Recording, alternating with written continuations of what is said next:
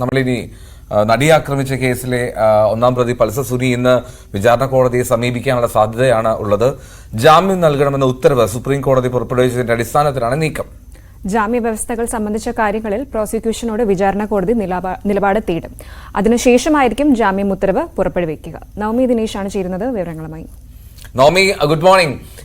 Pulsar Suni ഇന്ന് വിചാരണ കോടതിയെ സമീപിക്കുമെന്നുള്ളതാണ് വിവരം. എങ്ങനെയാണ് അദ്ദേഹത്തിന് എന്തോ ആരോഗ്യ പ്രശ്നങ്ങളൊക്കെ ഉള്ളതായി റിപ്പോർട്ടുകൾ ഉണ്ടായിരുന്നു?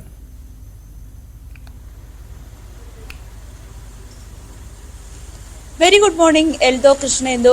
പൾസർ സുനി ഇന്ന് വിചാരണ കോടതിയെ അപേക്ഷ നൽകുമെന്നാണ് നമുക്ക് അറിയാൻ സാധിക്കുന്നത്.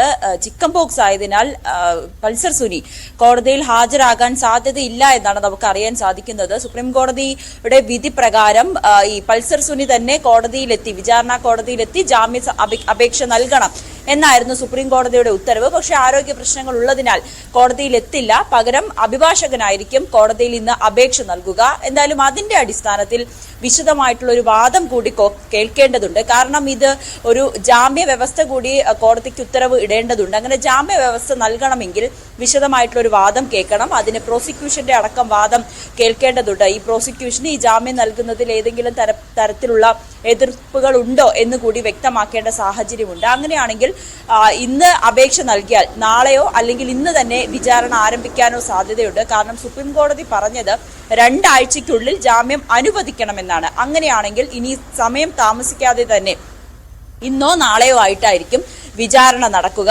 വിചാരണയ്ക്ക് ശേഷം ഈ ജാമ്യ വ്യവസ്ഥ കൂടി പുറത്തു വന്നു കഴിഞ്ഞാൽ പൾസർ സുനിക്ക് ജാമ്യം ലഭിക്കും, സ്വതന്ത്രനാകും.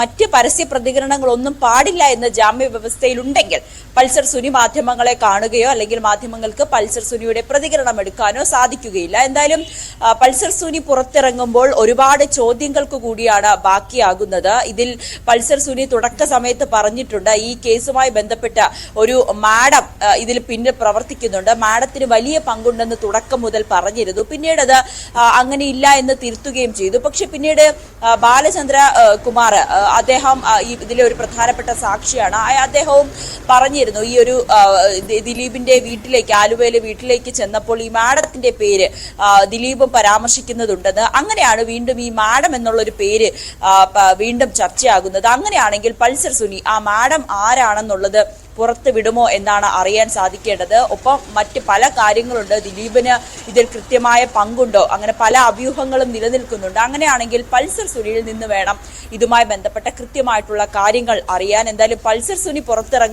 ഇറങ്ങിയ ശേഷം സിനിമാ മേഖലയിലെ പല ആളുകളുടെയും ഉറക്കം നഷ്ടമാകുമെന്നൊക്കെയാണ് പറഞ്ഞു കേൾക്കുന്നത്. എന്തായാലും പൾസർ സുനിയുടെ വിചാരണ, ഈ ജാമ്യ വ്യവസ്ഥയും ഒപ്പം അതിലെ ഒരു വിചാരണ കൂടി അവസാനിച്ചാൽ പൾസർ സുനി പുറത്തിറങ്ങും.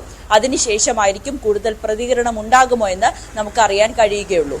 എൽദോ റൈറ്റ്, എന്തായാലും നമുക്ക് കാത്തിരിക്കാം. ഇന്ന് സമീപിക്കുമോ എന്നുള്ളത് വിചാരണ കോടതിയെ.